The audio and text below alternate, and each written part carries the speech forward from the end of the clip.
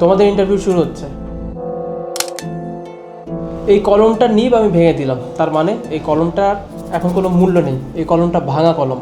এখন তোমাদের টাস্ক হচ্ছে তোমাদের দুজনের মধ্যে যেই মানুষ আমার কাছে এই কলমটা মার্কেটিং করে দেখাতে পারবে বা যেই মানুষটা এই কলমটা সেল করে দেখাতে পারবে, চাকরিটা তোমাদের দুজনের মধ্যে আমি তাকে একে দিব। স্যার, কলমটা তো নিজে ভাঙলেন, আর এই ভাঙা কলম কে কিনবে? হ্যাঁ, কলমটা আমি নিজেই ভেঙেছি, কিন্তু ওই যে বললাম তোমরা এখানে মার্কেটিংয়ে ইন্টারভিউ দেওয়ার জন্য এসছো, তোমাদের কাজ হচ্ছে প্রোডাক্ট সেল করা, রাইট? সো তোমাদের কেমন দক্ষতা আছে তোমার প্রোডাক্ট সেল করার জন্য, কী ধরনের কথা বললে কাস্টমারকে তোমরা এনকারেজ করতে পারো, সেটাই আমার দেখার বিষয়। স্যার, এই কলম তো ভাঙা, আর এই কলম তো একটা পাগলও কিনবে না। তাছাড়া আপনি আমাদেরকে এই পরীক্ষা কেন দিচ্ছেন? দেখো, এই ভাঙা কলমটা কে কিনবে সেটা তো আমি জানি না, বাট আমার কাজ হচ্ছে তোমাদের ইন্টারভিউ নেওয়া, তোমাদের কার কেমন দক্ষতা, কার কেমন মেধা আছে সেটা যাচাই করা। সো আমি তো সেটাই করবো। বুঝতে পেরেছি স্যার, যেহেতু আমরা মার্কেটিংয়ের ইন্টারভিউ দিতে আসছি, আপনি আমাদের দক্ষতার পরীক্ষা নিতে যাচ্ছেন। কিন্তু স্যার, এই কলমটা খুব ইজিলি বিক্রি করা যাবে, কারণ কি জানেন? আমি ঠিক বুঝতে পারি নাই, একটু এক্সপ্লেন করুন প্লিজ। কোনো এক নামকরা ব্যবসায়ী এই কলম দিয়ে তার কোটি টাকা ডিল করেন, এরপর উনি এই কলমটিকে ভেঙে ফেলেন, অতএব এটি একটি বিশেষ কলম। স্যার, এই কোম্পানির কলম কিন্তু সাধারণ কোনো কলম নয়। তাছাড়া এই কলমটি দিয়ে একজনের জীবন পরিবর্তন হয়ে গিয়েছিল, অতএব এটি একটি বিশেষ কলম। আপনি সুন্দর কথা বলেছেন, কিন্তু এখানে আমার লাভ কোথায়? এখানে তো আমার কোনো লাভ নেই, তাই না? আপনি যে কথাটা বলছেন সেই কথার যুক্তি আছে, আমি মানছি এই কোম্পানির কলম হয়তো এখন একটি বিশেষ কোম্পানির কলম হয়ে গেছে, কিন্তু এত কিছু শুনে তো আমার লাভ নেই। আপনাদেরকে আমি বলেছি আপনাদেরকে প্রোডাক্টটা সেল করে দেখাতে হবে, আপনারা সেটাই করবেন। স্যার, আপনার এই কলমটা আমি কিনতে চাই, আর এই যে 1000 টাকা, এই টাকাটা নিলাম, আর এই ভাঙা কলমটা আমি নিলাম। বাহ, বেশ ইন্টারেস্টিং তোমার আইডিয়া, তোমার স্ট্র্যাটেজি, তোমার দক্ষতা আমার খুব ভালো লাগছে।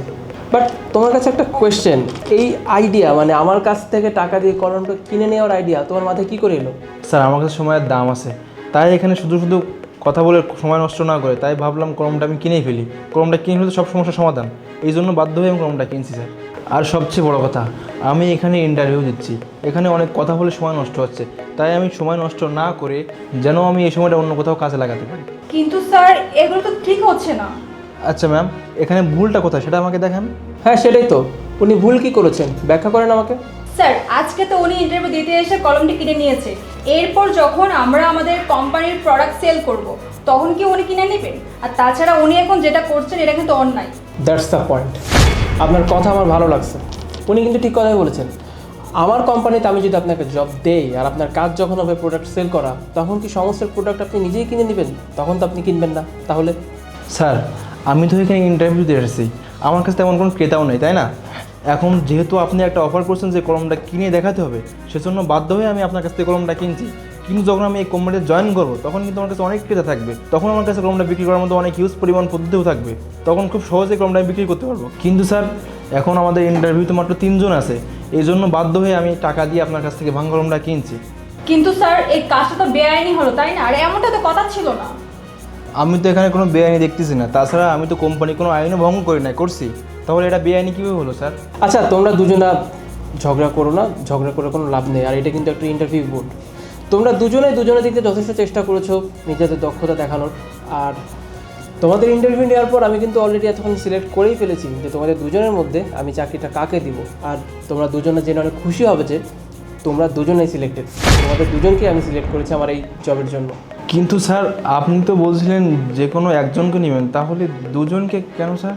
হ্যাঁ, আমি অবশ্য বলেছিলাম যে চাকরিটা দুজনের মধ্যে যে কোনো একজনকে দিব, কিন্তু তোমাদের দুজনের সঙ্গে কথা বলার পরে যেটা মনে হলো, তোমরা দুজনাই আমার কোম্পানির প্রোডাক্ট সেল করার জন্য তোমরা দুজনে তোমাদের 100% এফোর্ট দিতে রাজি। আর আমি পার্সোনালি এই ধরনের মানুষদেরকে অনেক বেশি পছন্দ করি, যারা হার্ডওয়ার্কিং, যারা পরিশ্রমী। তোমাদের দুজনকে দেখে আমার সেটাই মনে হয়েছে। আর যে কোনো কাজে সফলতা দেখা পেতে হলে ধৈর্য ধারণ করে থাকতে হয়, তোমাদের দুজনকেও ধৈর্য ধরে থাকতে হবে। থ্যাংক ইউ স্যার, আমরা আমাদের দিক থেকে যথেষ্ট চেষ্টা করবো যাতে আমরা আমাদের প্রোডাক্টগুলো ভালো করে সেল করতে পারি। ঠিক আছে, তাহলে তোমরা দুজনেই কালকে থেকে জয়েন করো, কেমন? ঠিক আছে স্যার।